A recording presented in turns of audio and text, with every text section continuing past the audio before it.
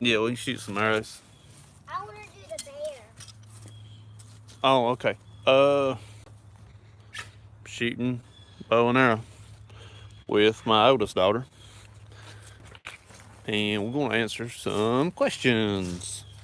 I got a question the other day about um medication aids,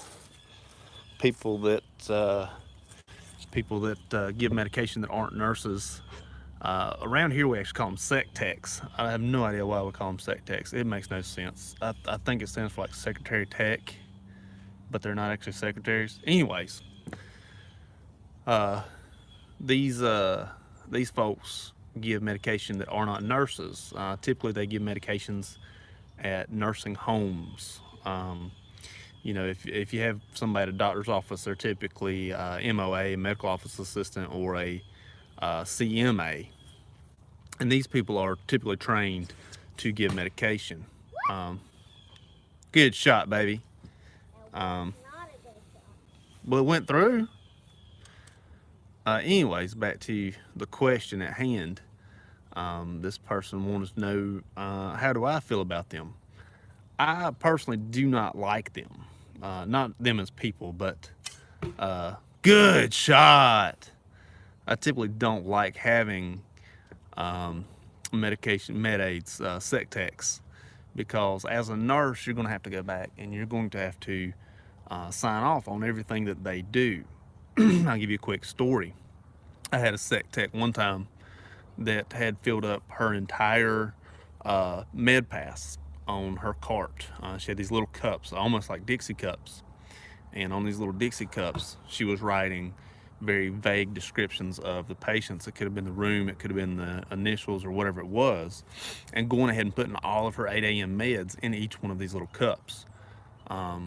What would have happened had she given, let's say, cup room 101A to room 101B? What if she'd have messed up and given, swapped up each cups, because that could have been done.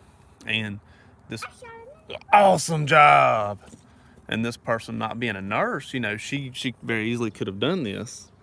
And then, as myself, the nurse that was actually on duty at the time, I would have had to have signed off on this. I would have had to had done this. So it's kind of like being liable for someone else's mistake with these sec techs or medication aids, whatever you call them. Like I said, we just call them sec techs. Um, I would have been liable for her, that sec tech, messing up and giving the wrong cup. So I personally don't like them. Like I said, not them as people, but their job title. I feel like there needs to be, if you do have sec techs, there needs to be more training. There needs to be more, maybe licensure, liability.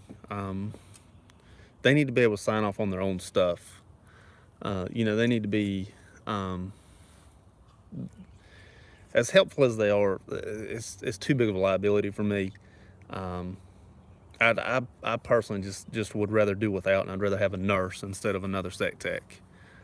Give me two nurses as opposed to three sec techs any day.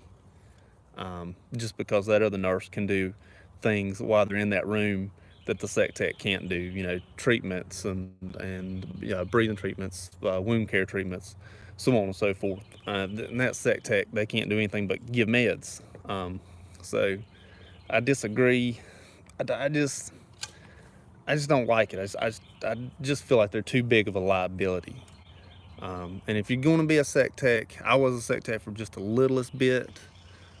Just going to be a nurse. Just go on and go in for your nursing. Um, it's that was an awesome shot. Just go on and just go in for your nursing. Just go ahead and bite the bullet and do it. The little bit of money extra that you're gonna make over CNA, just to me, it's just not worth it. But that's just me. Uh, so I just really don't agree with the whole sec tech or medication aid. Good shot thing. So that's kind of my spill on the techs, on the medication techs. Another question I got was talking to patients, communicating with patients. Um, this person was asking about from a CNA standpoint. Um, One thing that you ought to know every time somebody comes in to where you are as a CNA or a nurse is that this person is typically not there for good reasons. Unless you are at a doctor's office that only does yearly physicals. It's behind the little motorcycle, baby. Huh? I don't want to go back there because I'll get it. That's all right. snakes or bears or. It is way too cold for snakes.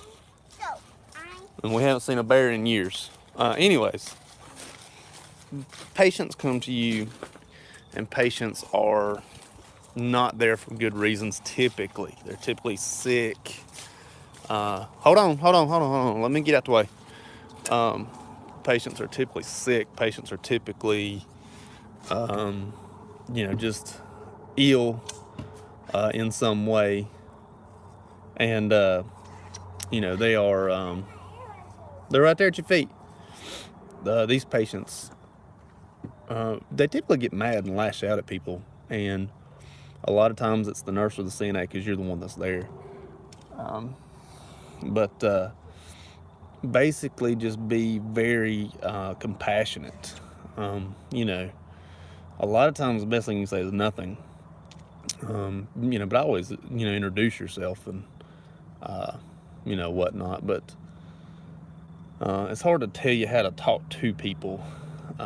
Really, it's just one of those things that you gotta do. You got to, you'll have to, learn by doing. Really, that was ugly. No, don't do that. I don't want to just shoot that white. Well, don't shoot no more. I want to. But communicating with patients is hard to do a lot of times. You just have to learn how to do it. It's trial by fire, really. As really the best advice I can give you.